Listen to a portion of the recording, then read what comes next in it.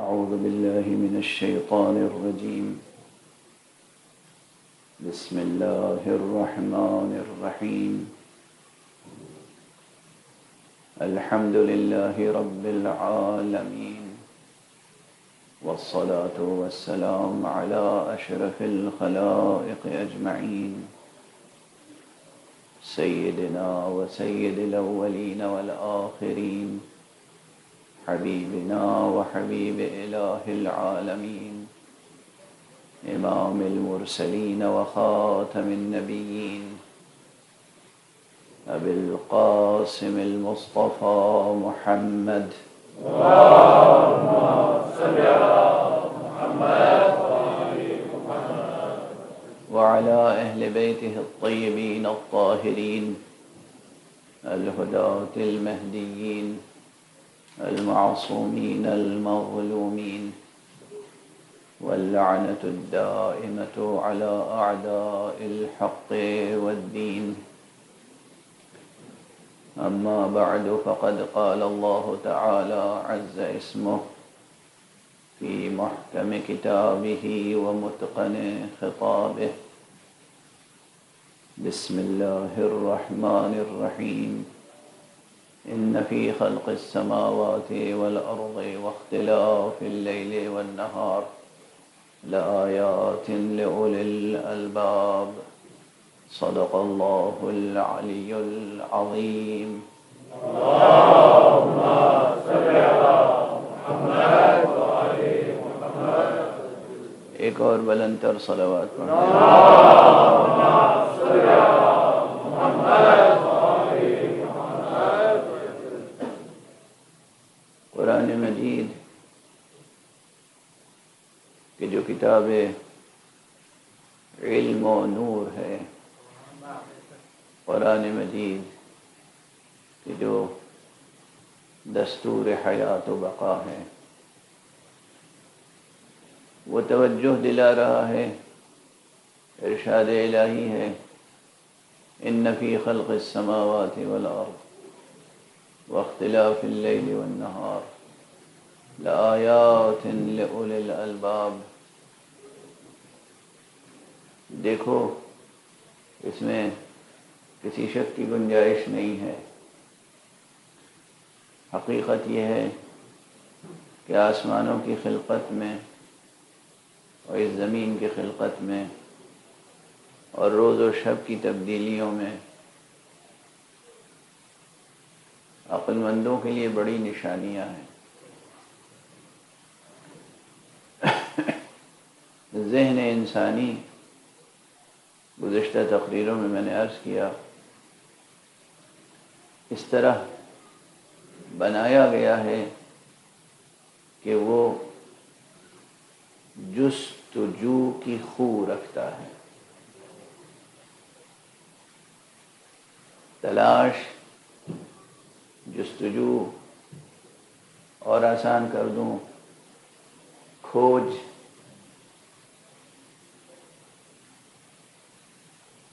Research. جو کچھ اسے نہیں معلوم ہے وہ اسے جاننے کی کوشش کرتا ہے. فطرت ایسی بنائی ہے اللہ سبحانہ و تعالی نے. اور پھر بہت سی چیزیں چھپا کر رکھی ہیں،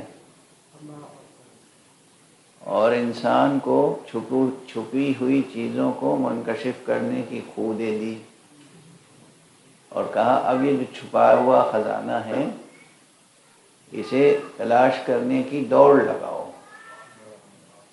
جو جتنا آگے نکل جائے گا اسے اتنا ہی انعام ملے گا. اسے کہتے ہیں رب کا انداز تربیت. وہ رب ہے، وہ صرف خالق نہیں ہے، وہ رب ہے، پرورش کرنے والا، پروان چڑھانے والا، امکانات عطا کرتا ہے، پھر وہ ان امکانات کو پروان چڑھاتا ہے.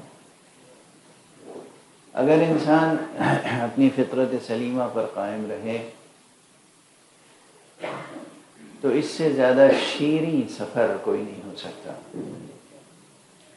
حقیقتوں کو تلاش کرنے کا سفر اور حق تک پہنچنے کا سفر. آپ سب حضرات مل کر ایک بلند صلوات پڑھ دیں محمد.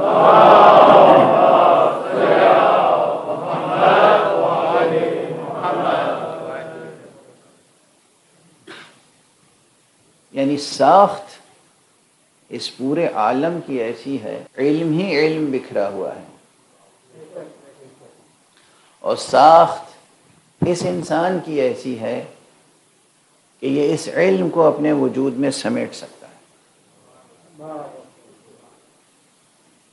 کاش یہ بات محفوظ رہ جائے. آپ اس دنیا میں جو حوصلہ مند ریسرچرز ہیں، جن کی ہمتیں بلند ہیں اور تحقیق و جستجو کا ذوق رکھتے ہیں، ان کے سامنے کوئی مسئلہ رکھیے تو وہ یہ نہیں کہیں گے کہ میں نہیں جان سکتا. اگر سچا وہ ریسرچر ہے تو کہہ سکتا ہے کہ میں نہیں جانتا لیکن کوشش کروں گا اور مجھے یقین ہے کہ میں جان لوں گا. یہ جو ذہن اور قلب انسانی کی کیفیت ہے، وجداناً وہ اپنے کو ایسا پاتا ہے کہ اس کائنات میں سورج کی روشنی میں موجود ہر چیز کے بارے میں علم حاصل کر سکتا ہے. اگر ایک عام انسان وجداناً اپنے وجود کو ایسے امکانات اور ایسی صلاحیتوں اور ایسے استعدادات سے مالا مال پاتا ہے کہ وہ ہر شے کے بارے میں معلومات حاصل کر سکتا ہے، علم حاصل کر سکتا ہے، کشف کر سکتا ہے، ڈسکور کر سکتا ہے، تو پھر اس بات میں کسی شک کی گنجائش نہیں ہے کہ خالق متعال کوئی ایسا انسان بھی پیدا کر سکتا ہے کہ جس کو امام مبین کا لقب دے اور اس کے اندر پہلے ہی سے تمام علم کو ذخیرہ کر دے، محفوظ کر دے اور اس کو اس منزل پہ پہنچا دے کہ وہ تمام عالم بشری، تمام ارباب عقول، تمام اولو الالباب کو خطاب کر سکے، سلونی سلونی قبل ان تفقدوا.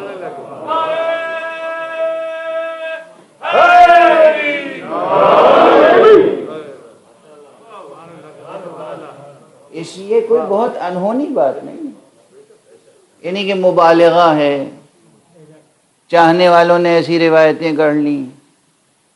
گڑھ لینے کا سوال نہیں پیدا ہوتا، مبالغے کا سوال نہیں پیدا ہوتا. تاریخ کا ایک سچا واقعہ ہے کہ کوئی ایسا بھی تھا جو ایک بار نہیں، دو بار نہیں، تین بار نہیں، بار بار منبر پہ آتا تھا، کہتا تھا سلونی سلونی، پوچھ لو مجھ سے، پوچھ لو جو پوچھنا چاہو، جو پوچھنا چاہو اس کائنات کے بارے میں یا قرآن کے بارے میں. دونوں روایتیں ہیں، کائنات کے بارے میں بھی ہیں اور قرآن کے بارے میں بھی ہیں. جو کچھ، یہ دو الفاظ یاد رکھیے گا، ایک لفظ قل ہے، ایک لفظ کن. ایک لفظ قل، ایک لفظ کن. اللہ سبحانہ و تعالی جو کام خود کرنا چاہتا ہے وہ کن کہہ کر کرتا ہے، اور جو چاہتا ہے کہ آپ انجام دیں وہ قل کہہ کر انجام دلواتا ہے. اس کے قل کا مجموعہ قرآن ہے، اس کے کن کا مجموعہ کائنات. ایک صلوات پڑھ دیجئے محمد وآلہ.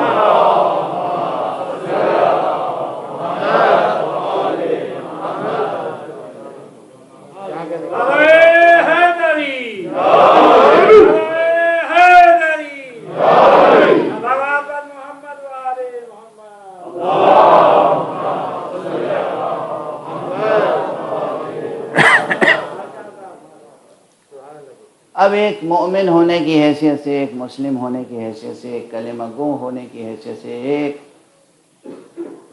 اہل لا الہ الا اللہ ہونے کی حیثیت سے، سب سے بڑا اعزاز ہمارا اور آپ کا اہل لا الہ الا اللہ ہونا ہے. اہل لا الہ الا اللہ. یہ جو اہل کی اضافت ہے کلمہ لا الہ الا اللہ کی طرف، یہ بڑی قیامت کی اضافت ہے۔ وہ ایک ایسا حوالہ دوں گا کہ آپ حضرات کو حیرت ہوگی۔ ہمارے یہاں عام طور پر تو یہ رسم نہیں ہے، لیکن یہ دعا حضرت امیر المومنین علی بن ابی طالب علیہ السلام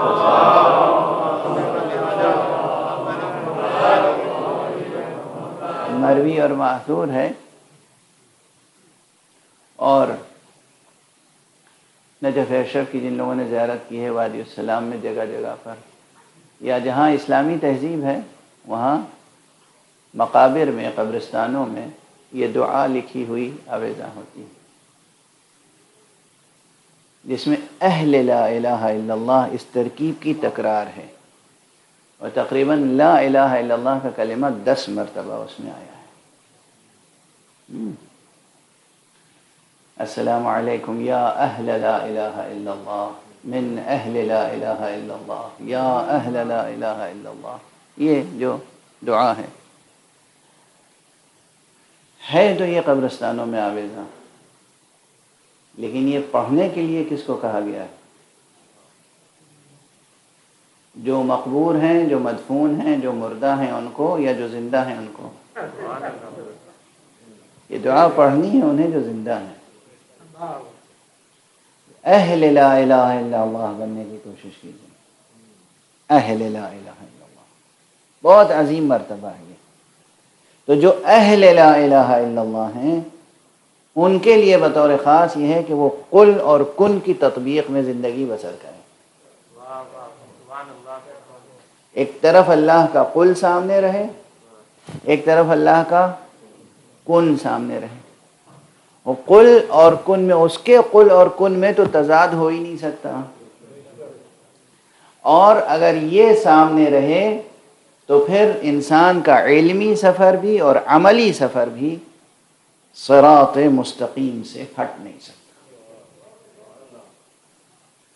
صراط مستقیم پر اس کے قدم ہمیشہ گامزن رہیں گے، اور پھر اس کے اندر وہ نور بصیرت پیدا ہو جائے گا کہ دنیا اور اہل دنیا، اصل یہ دو چیزیں مقابل کی ہیں، اہل لا الہ الا اللہ اور اہل دنیا، یہ مقابل کی چیزیں۔ خدا را ہزارے ہزارے ہزارے، خدا را خدا را خدا را، ہم اور آپ اہل دنیا نہ ہو جائیں۔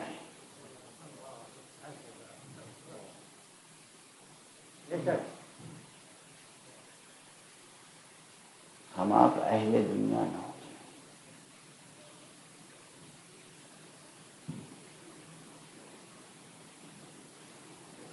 یہ دنیا ہماری ٹھوکروں میں دی گئی ہے۔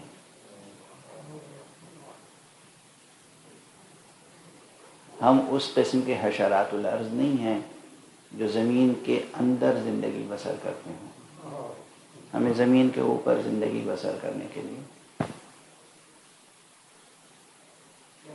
موقع فراہم کیا گیا ہے۔ دنیا ہماری ٹھوکروں میں رکھی گئی ہے، اور دنیا ایک علامت ہے، صرف دنیا ایک کلمہ ہے جس میں سب ما سوی اللہ شامل ہے۔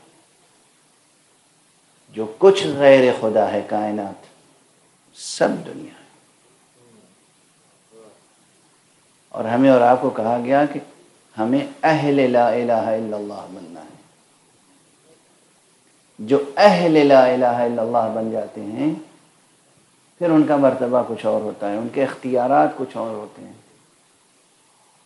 ان کی شان کچھ اور ہوتی ہے، ان کے لیے پھر کوئی راز قدرت راز نہیں رہ جاتا۔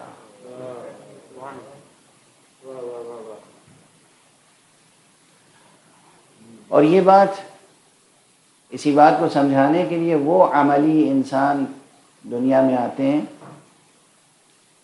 جو نبوت پہ فائز ہوتے ہیں، رسالت پہ فائز ہوتے ہیں، امامت پہ فائز ہوتے ہیں، ولایت پہ فائز ہوتے ہیں۔ نبوت کے بھی مراتب ہیں، رسالت کے بھی مراتب ہیں، امامت کے بھی مراتب ہیں، اور ولایت کے بھی مراتب ہیں۔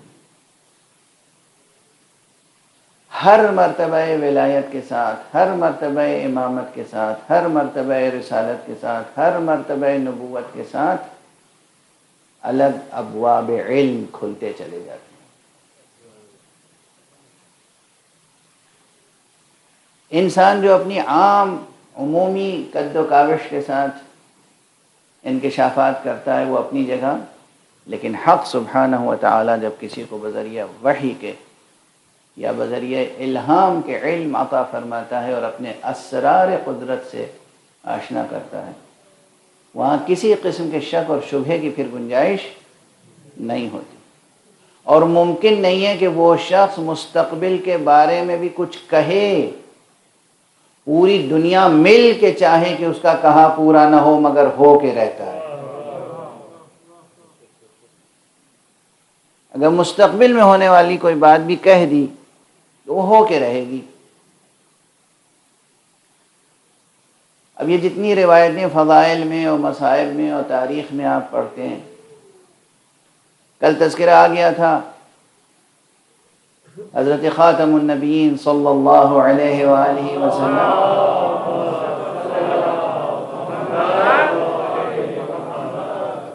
کے تعلق سے نزول وحی کا، پہلی وحی کو لوگوں نے کیا سمجھا، اور پہلی وحی جب نازل ہوئی تو اس کی تفسیر لوگوں نے کس طرح کی، نہ جانے کہاں کہاں سے روایتیں لے آئے۔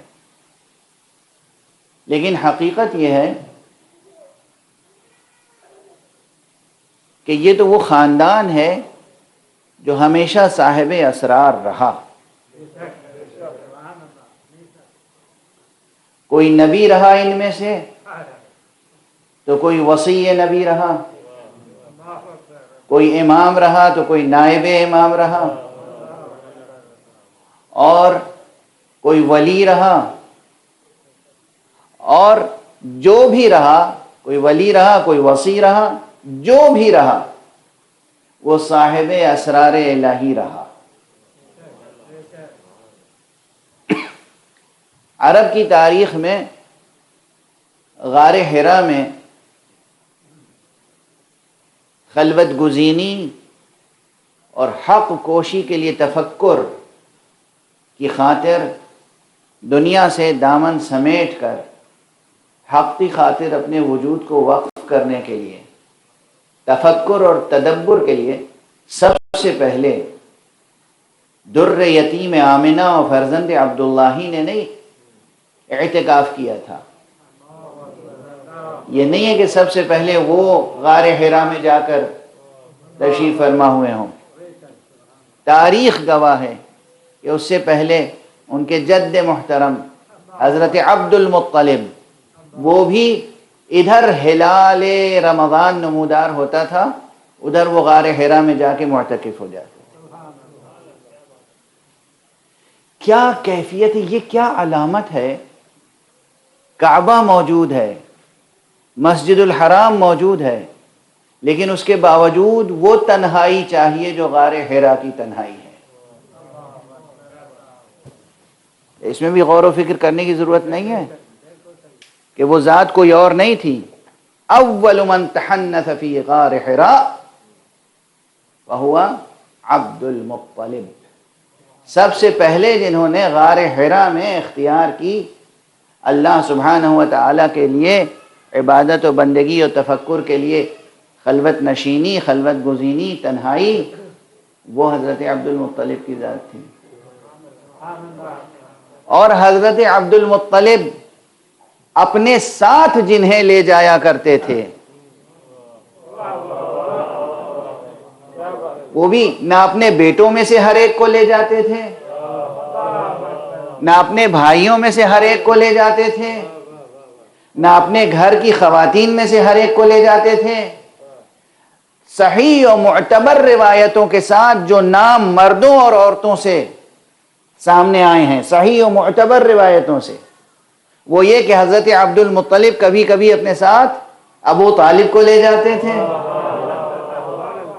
اور جب ان کی آغوش تربیت میں حضرت پیغمبر صلی اللہ علیہ وآلہ وسلم تھے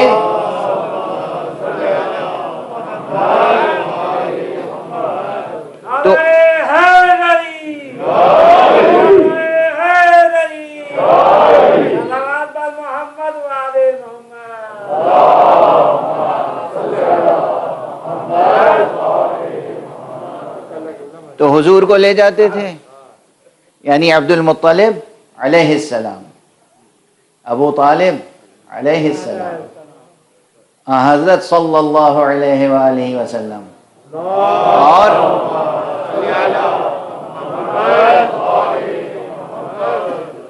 جب حضرت تشریف لے جاتے تھے تو اپنے ساتھ اسے ضرور لے جاتے تھے جس کو انہوں نے کسی اور کے ہاتھ سے نہیں، خانہ خدا سے حاصل کیا تھا۔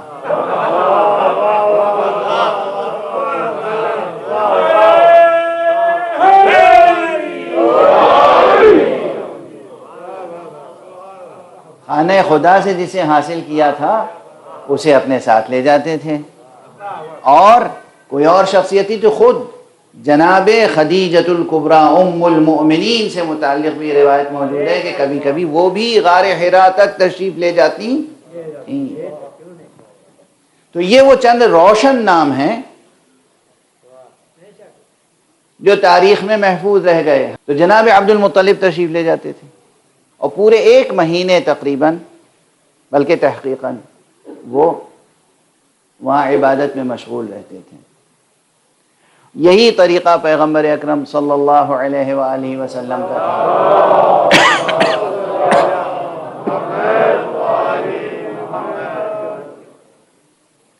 اور یہ غار حرا کا نام غار حرا ہوا کیوں؟ یہ لفظ حرا کہاں سے آیا؟ حرا کا تعلق التحری للحق، بغیر کسی شائبے کے، بغیر کسی میلان کے، بغیر کسی شک و شبہے کے، حق کوشی، حق کی جستجو اور حق کے انکشاف کے لیے سوچنا، فکر کرنا اور تدبیر کرنا، یہ ہے تحری۔ اور جہاں تحری کا مرکز ہو بس سمجھیے وہ ہے غار حرا۔ اب یہ میں ظاہر ہے کہ اس لیے عرض کر دیتا ہوں کہ جن حضرات کا عربی کا ذوق ہوگا اور جستجو کا شوق ہوگا تو ان کے لیے الفاظ کی تحقیق کے وسیلے سے معانی تک رسائی کی راہیں کھلیں گی انشاءاللہ۔ تو غار حرا یہ لفظ بھی معنویت رکھتا ہے۔ حرا، حرا حیرت سے نہیں تحری سے ہے۔ حرا حق کوشی کے لیے اپنے قلب و ذہن کو وقف کر دینا۔ اچھا، جب حق کوشی کے لیے وقف کر دیتے تھے تو حق بھی اسرار منکشف فرماتا تھا۔ اب آپ دیکھیے، رسالت کا مرتبہ اپنا ہے، نبوت کا مرتبہ اپنا ہے، وحی نازل ہوتی ہے ان پر۔ ہمارے عقیدے کے مطابق حضرت عبد المطلب پر کوئی وحی نہیں نازل ہوتی تھی، صاحب وحی نہیں تھے، نبی نہیں تھے، رسول نہیں تھے، مگر اس سلسلے میں ضرور تھے جو سلسلہ اوصیاء نبی ہے۔ چنانچہ آپ کے اوپر بھی کتنے اسرار منکشف تھے، اور آپ کی ذات گرامی تو اپنی جگہ۔ آپ کے ساتھ حضرت ابو طالب علیہ السلام بھی تشریف لے جاتے تھے کبھی کبھی غار حرا میں۔ کس قدر اسرار سے آگاہ تھے حضرت ابو طالب، اسرار جو مستقبل میں ہونے والے واقعات ہیں وہ ان کے لیے آئینہ تھے، آئینہ۔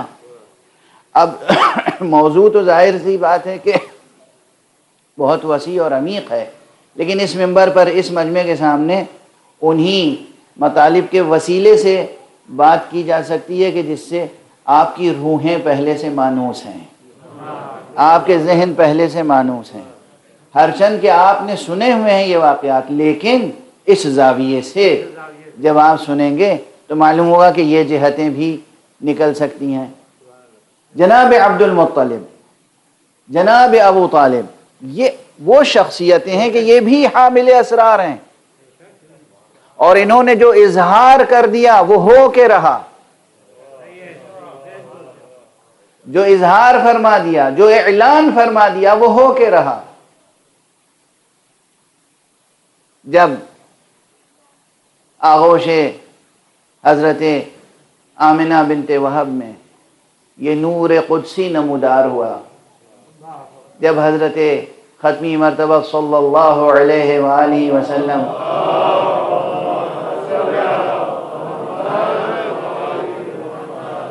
کی ولادت ہوئی تو بہت سی نشانیاں اللہ کی ظاہر ہوئیں، آیات الہیہ ظاہر ہوئیں، بہت سے اسرار منکشف ہوئے، بہت سے معجزات رونما ہوئے، مختلف انداز سے مختلف مورخین نے، محدثین نے اسے بیان کیا ہے۔ اور وہ خواتین کہ جو جناب آمنہ بنت وہب کے پاس تھیں اس وقت، ان میں سب سے بڑی تاریخی شخصیت تو حضرت فاطمہ بنت اسد کی تھی۔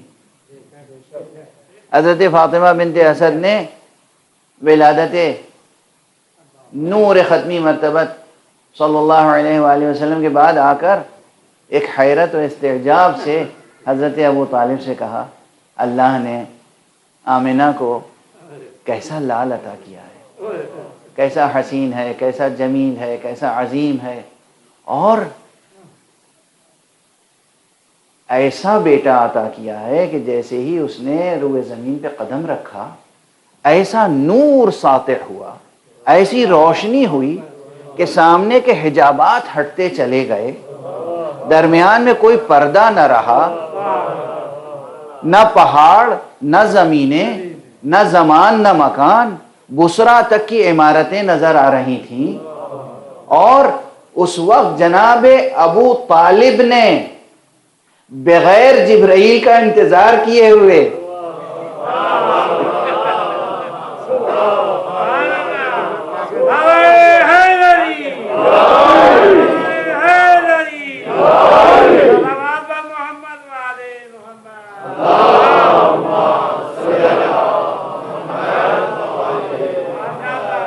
ابھی ولادت ہوئی ہے نور مبارک ختمی مرتبت کی، اور فرمانے ہیں تم جانتی ہو کہ یہ کون بچہ ہے؟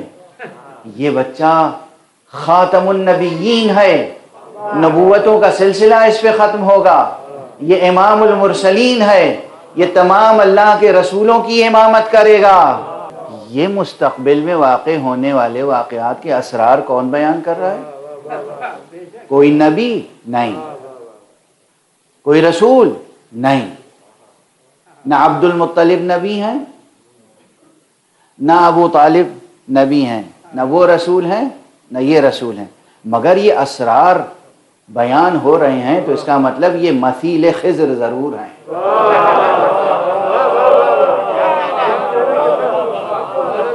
یہ تو ماننا پڑے گا کہ یہ مثیل خضر ضرور ہیں۔ اب یہ تو ہمیں نہیں معلوم خضر ان سے مشورہ کرتے ہیں یا یہ خضر سے مشورہ کرتے ہیں، لیکن مثیل خضر تو ضرور۔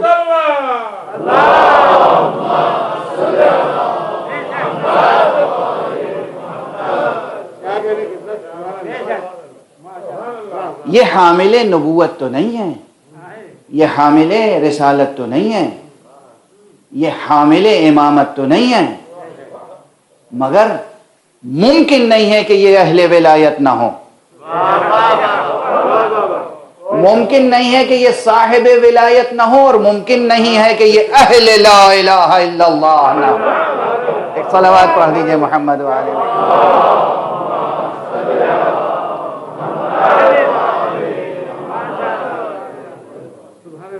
یہ ہے اہل لا الہ الا اللہ۔ حضرت ابو طالب ہے اہل لا الہ الا اللہ، اور اگر یہ اہل لا الہ الا اللہ نہ ہوتے تو یہ ممکن نہ تھا کہ اللہ سبحانہ و تعالی ظاہری اعتبار سے صحیح نبوت اور امامت دونوں کو ان کی سرپرستی میں رکھتا، ان کی حمایت میں رکھتا۔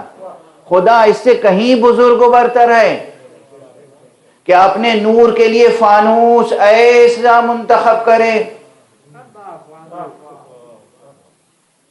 اب جملہ میں مکمل نہیں کروں گا، آپ کے ایمانی فراست پہ چھوڑتا ہوں۔ بہت بلند و برتر ہے خدا قادر، حکیم، علیم، وہ یہ چاہے گا کہ اس کا نبی کفر کی آغوش میں پروان چڑھے، وہ یہ چاہے گا کہ اس کا نبی شرک کے ماحول میں پروان چڑھے۔ ابو طالب اہل لا الہ الا اللہ تھے اور صاحب ولایت، اس لیے یہ شرف انہیں حاصل ہے اللہ سبحانہ و تعالیٰ کی طرف سے کہ جو کچھ یہ کرتے تھے اللہ کہتا تھا میں کر رہا ہوں۔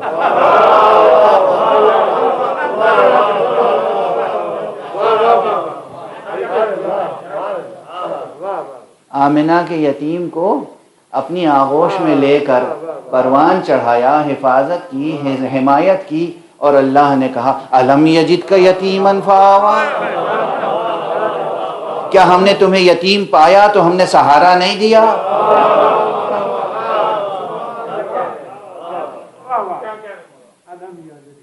دیکھا کہ ظاہری طور پر ان کے پاس کوئی مال و دولت دنیا نہیں ہے، حضرت ابو طالب نے اپنا سب کچھ لٹا دیا۔ لٹایا کس نے؟ ابو طالب نے۔ کہا اللہ نے کیا؟ وَوَجَدَكَ عَائِلًا فَأَغْنَىٰ، ہم نے تمہیں نادار پایا تو غنی کر دیا۔ اور ہمارے یہاں یہ قرآن کی آواز ہے، اور تاریخ میں نظر کون آ رہا ہے سامنے؟ جب ایسا باپ ہو تو بیٹا وہ ہوتا ہے جسے عین اللہ کہا جائے، ید اللہ کہا جائے، جنب اللہ کہا جائے، نفس اللہ کہا جائے۔ صلوات پڑھیں محمد والے۔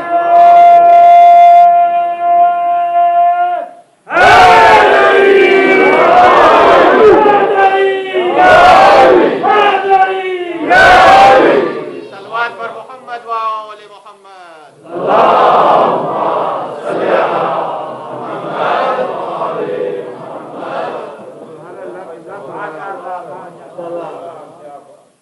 پھر عرض کر رہا ہوں، نبی نہیں تھے، رسول نہیں تھے، مگر اہل لا الہ الا اللہ، ان کا وجود کلمہ لا الہ الا اللہ تھا۔ اپنے پورے وجود سے اہل توحید اور اہل وحدانیت ہونے کا ثبوت ہر مقام پر حضرت ابو طالب نے فراہم کیا ہے۔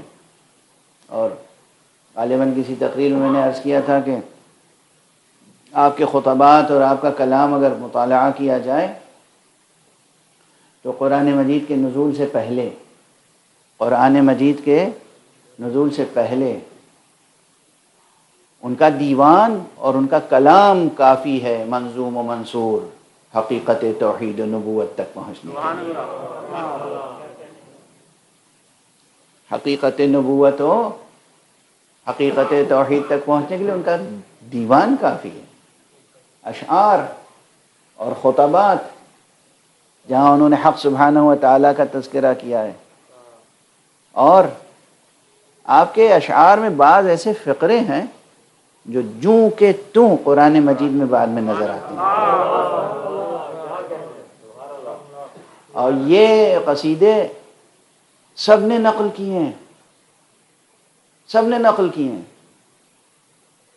آپ کے یہاں سورہ ہے بسم اللہ الرحمن الرحیم، قل اعوذ برب الناس، ہے نا؟ آیت ہے قرآن کی۔ اب حضرت ابو طالب کا قصیدہ پڑھیے تو وہ کہتے ہیں کہ اعوذ برب الناس من کل طاعن، یہ پورا فقرہ، اعوذ برب الناس من کل طاعن علینا، ہر وہ شخص جو ہم پہ طعن کرتا ہے، ہم پناہ مانگتے ہیں اس کے شر سے، کس کے پاس؟ رب ناس کے پاس۔ پورا فقرہ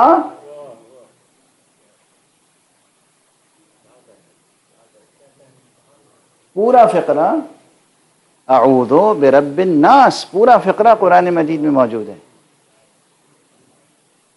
اور بھی فقرے ہیں، جب حضرت ابو طالب نے نہ جانے کتنے عقد پڑھے ہوں گے، لیکن 2 عقد آپ کے بہت مشہور ہیں۔ تاریخ میں اہمیت رکھتا ہے۔ ایک عقد خود اپنا جب پڑھا تھا جناب بی بی فاطمہ بنت اسد سے، اور ایک عقد وہ جو رسول اللہ کا پڑھا تھا حضرت خدیجۃ الکبریٰ سے۔ تو یہ دونوں خطبے موجود ہیں تاریخ میں۔ وہ خطبہ جو خود آپ نے جناب فاطمہ بنت اسد کے ساتھ پڑھا تھا، اس خطبے کا آغاز ہے الحمدللہ رب العالمین، پہلا فقرہ الحمدللہ رب العالمین، پوری کی پوری آیت، اور ایسی عظیم الشان آیت جس سے قرآن شروع ہو رہا ہے، اور ایسی آیت کہ جو عمود دین عمل ہے نماز، اس میں ہر رکعت میں پڑھنا لازم۔ کیا گھرانہ ہے! بسم اللہ کہو تو علی یاد آ جاتے ہیں، الحمدللہ کہو ابو طالب یاد آ جاتے ہیں، صراط مستقیم کہو تو پورا سلسلہ عصمت کا سامنے آ جاتا ہے، اعوذ برب الناس تک پہنچو، قل اعوذ برب الناس تک تو ابو طالب یاد آ جاتے ہیں، صاحب کشف ابو طالب، صاحب کرامات ابو طالب، صاحب انعامات الہیہ ابو طالب، صاحب مقامات ملکوتیہ ابو طالب، صاحب ولایت ابو طالب، صاحب شفاعت ابو طالب، جس کا سکوت بیان ہو اور جس کی تقریر قرآن ہو۔ اس شخصیت کی کوئی شناخوانی کر سکتا ہے جس کا سکوت بیان ہو، جس کی تقریر قرآن ہو۔ میں عرض کر چکا، حوالہ دے چکا نا کہ جب خطبہ دیا تو الحمدللہ رب العالمین کا الحمدللہ قرآن ہے یا نہیں؟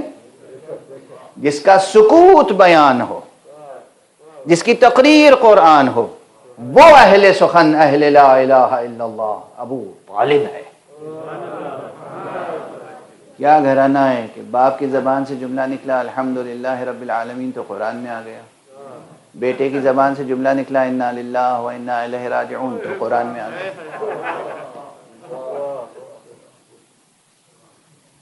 اب یہ تو مکرر عرض کر چکا ہوں آپ کے سامنے، اب دامن وقت میں گنجائش نہیں ہے، اس لیے کہ یہ مجلسیں ایام محرم کی مجلسیں، اہل دنیا نے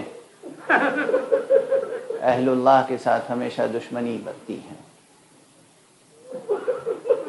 ابو طالب کے گھرانے کے ساتھ تو جیسے خاص دشمنی تھی، اہل دنیا، اہل سیاست، اہل مکر، اہل جور و جفا، اہل دغا، انہوں نے کیا کیا اذیتیں نہیں پہنچائیں اللہ والوں کو، اور خصوصیت کے ساتھ خانوادہ ابو طالب کو، جبکہ خانوادہ ابو طالب نے دنیا کے ساتھ کوئی ایسا حسن سلوک نہیں ہے جو نہ کیا ہو، اور ان کی آل نے جو کچھ ہمیشہ انہوں نے غلاموں کو آزاد کیا ہے، کبھی کسی کو غلام بنانے کی کوشش نہیں کی۔ یہ اور بات ہے کہ یہ ان کا حسن اخلاق تھا کہ کوئی ان کا غلام ہو جانے کے بعد آزادی چاہتا نہیں تھا، لوگ اپنی اپنی آزادیوں کے ساتھ غلام بنتے تھے۔ حضور کی سیرت یہی ہے۔ زید بن حارثہ کے واقعات مشہور ہیں، حضرت نے خریدا، اس کے بعد زید کے والد آئے لینے کے لیے، حضرت نے کہا ہاں آپ چاہیں لے جائیں، زید نے انکار کر دیا، ہم نہیں جائیں گے، یہ ممکن نہیں ہے، آپ میرے والد ہیں بالکل بجا، مگر اب تو ہمارے آقا یہ ہیں، ہمارے آقا یہ اس لیے کہ انہی سے ہمیں آزادی ملی ہے، آپ نے ہمیں یہ جسمانی وجود بخشا، انہوں نے ہمیں روحانی وجود بخشا۔ دیکھیے ان مجالس میں، مکتب اہل بیت میں، مکتب غدیر میں، مکتب کربلا میں، ہر ایک کے لیے درس ہے، غلاموں کے لیے بھی، آزادوں کے لیے بھی، مردوں کے لیے بھی، عورتوں کے لیے بھی، بچوں کے لیے بھی، بوڑھوں کے لیے بھی، جوانوں کے لیے بھی، ہر ایک کے لیے درس موجود ہے، زندگی بسر کرنے کے لیے، نجات حاصل کرنے کے لیے۔ آپ ان کی سیرتیں پڑھیں، قرآن مجید کی تلاوت کریں، کائنات کا مطالعہ کریں، اپنے لیے بہتر سے بہتر راہ و روش زندگی کا انتخاب کریں۔ دیکھیں حضرت پیغمبر نے زید ابن حارثہ کو خریدا اور آزاد کر دیا، لیکن ہمیشہ زید ان کے ساتھ رہے۔ امیر المومنین، نہ جانے کتنے آپ نے غلام خریدے اور آزاد کیے، اور جن کو انہوں نے خرید کر آزاد کر دیا، ہر شخص ان میں سے اپنی جگہ ایک عظیم الشان تاریخ رکھتا ہے۔ میثم تمار، کل غالباً میں نے اشارہ کیا تھا، ایک چھوٹا سا جملہ۔ میثم کسی کے غلام ہوا کرتے تھے، میثم کو خریدا، آزاد کیا، اور اس کے بعد ان کی تربیت کی۔ ایسے ہی ایک نام اور ہے، حضرت علی بن ابی طالب نے ایک غلام خریدا تھا جس کا نام تھا جان، پھر اسے دے دیا اپنے دوست، اپنے چاہنے والے چہیتے ابو ذر کو، اس لیے وہ غلام ابو ذر مشہور ہو گئے۔ ہاں، یہاں دو روایتیں ہیں، دوسری روایت کی طرف بھی اشارہ کر دوں تاکہ یہ نہ کہا جائے کہ اس کی طرف نظر نہیں ہے۔ ایک روایت یہ ہے کہ یہ جون، یہی جون جو کربلا میں جون تھے، یہ جون جب ابو ذر اسلام نہیں لائے تھے، ابو ذر اس وقت سے ان کے غلام تھے، یہ بھی ایک روایت۔ یعنی گویا کربلا میں جون کی عمر کتنی ہوگی؟ کربلا کے شہیدوں میں سن کے لحاظ سے بزرگ ترین جو چند نام ہیں ان میں سے ایک جون ہے۔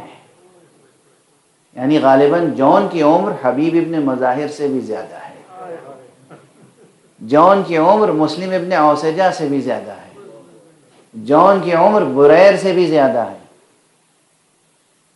جون، ایک روایت یہ ہے کہ حضرت ابوذر کے غلام تھے اس زمانے سے، جب ابوذر اسلام نہیں لائے تھے، جب ابوذر مسلمان ہوئے جون بھی ساتھ میں مسلمان ہو گئے۔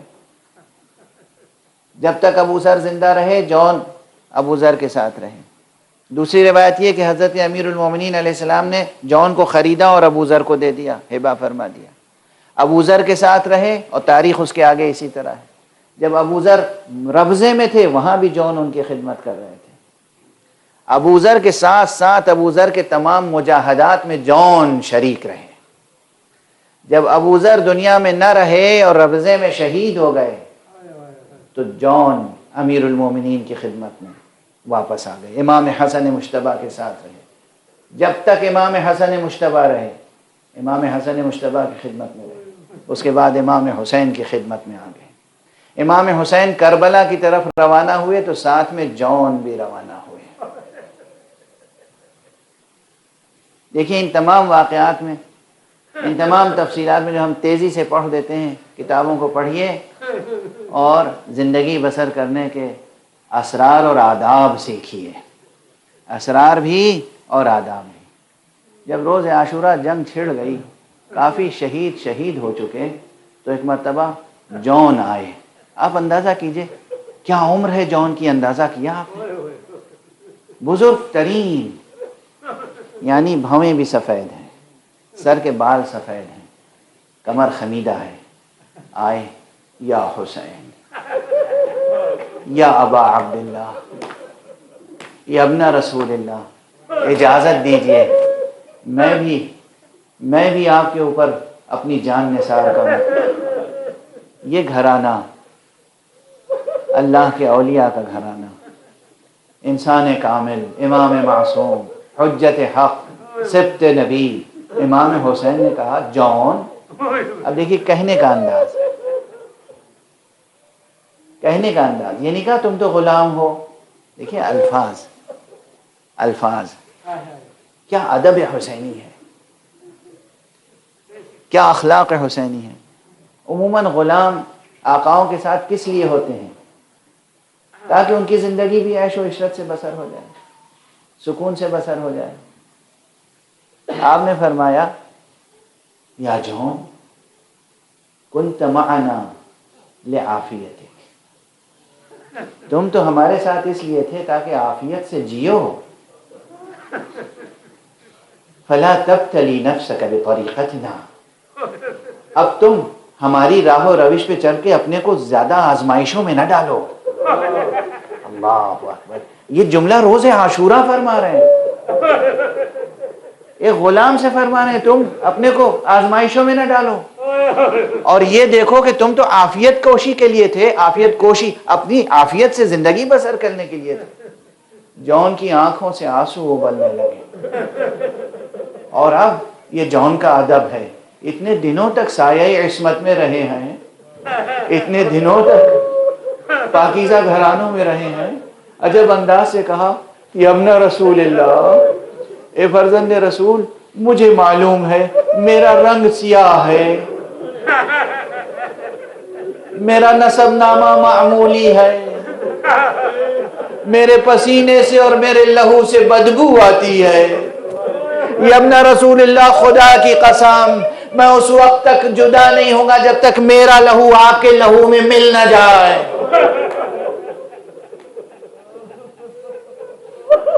آقا حسین نے اس بوڑھے غلام کو، اس بوڑھے مجاہد کو اجازت دی، اور تاریخ میں ہے کہ اس عمر میں بھی جون نے نہایت شجاعت کے ساتھ جنگ کی. اور کیا اعزاز ہے، کیا اعزاز ہے. 72 شہیدوں میں بنابر مشہور 72 کی تعداد مشہور ہے، حالانکہ شہدائے کربلا کی تعداد اس سے کہیں زیادہ ہے. ہر شہید کے لاشے پہ آقا نہیں تشریف لے جا سکے تھے، لیکن وہ چند لاشیں، وہ گنتی کے چند لاشیں جن لاشوں پر آقا حسین پہنچے ہیں ان میں سے ایک جون ہے. یعنی وہ حسین جو علی اکبر کے لاش پر گئے ہیں، وہ حسین جو حبیب کے لاش پر گئے ہیں، وہ حسین جو قاسم کے لاشے پہ گئے ہیں، وہ حسین جو عباس کے لاشے پہ گئے ہیں، وہ حسین جون غلام حبشی کے لاشے پہ آئے. اور چونکہ جون نے کہا تھا کہ میرا رنگ سیاہ ہے، میرے خون سے، میرے پسینے سے بدبو آتی ہے، اور میرا نسب نامہ معمولی ہے، آپ نے اس وقت روایت میں کیا روایت، اپنا رخسار جون کے رخسار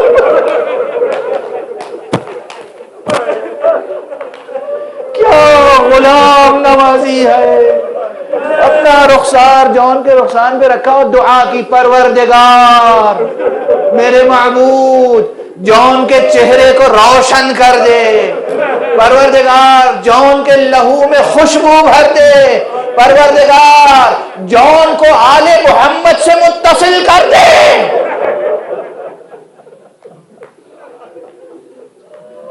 کیا کرم حسینی ہے. اور بس آخری فقرہ حسین کی دعا ہے، اور وہ بھی کس عالم میں دعا، بھوک کے عالم میں دعا، پیاس کے عالم میں دعا، اضطراب کے عالم میں دعا. اضطراب ظاہری اعتبار سے عرض کر رہا ہوں، ورنہ ظاہر ہے آقا حسین کو کبھی کوئی اضطراب لاحق نہیں ہوا. کیسے مصائب کے عالم میں دعا ہے. یوں بھی معصوم کی دعا کبھی رد نہیں ہوتی، لیکن مورخین اب یہاں لکھتے ہیں، ارباب مقاتل لکھتے ہیں، بنی اسد کے مخطوطات میں موجود ہے کہ اسی وقت دعا مقبول ہوئی. وہ جون جو غلام حبشی تھے، چہرہ ایسا درخشاں ہوا کہ جیسے نور ساطع ہو رہا ہو. اب میں اپنی زبان میں یہی کہوں کہ جیسے کوئی ہیرے کا ٹکڑا رکھا ہوا ہو اور اس پہ روشنی پڑ رہی ہو، کرنیں بکھر رہی ہوں، اور خوشبو اس طرح کی پیدا ہوئی کہ جیسے مشک کی خوشبو ہو. اور جناب جون کی تدفین کے لیے جس وقت آئے ہیں بنی اسد، انہوں نے جون کو اسی خوشبو سے پہچانا. اور روایات میں یہ بھی ہے کہ جب لاشا وہاں سے اٹھا لیا گیا اور دفن کر دیا گیا گنج شہیدہ میں، تو ایک مدت تک اس مقام پر خوشبو باقی رہی جہاں جسم مبارک جون، شہید فی سبیل اللہ جون کا جسم جہاں تھا، اس خاک سے خوشبو آتی رہی. یہ ہے اہل اللہ کی زندگی، یہ ہے اہل اللہ کا جینا، یہ ہے اہل اللہ کا مرنا، یہ ہے اہل اللہ کی شہادتیں. کوشش کیجئے اہل اللہ کی فہرست میں آپ کا نام درج ہو جائے.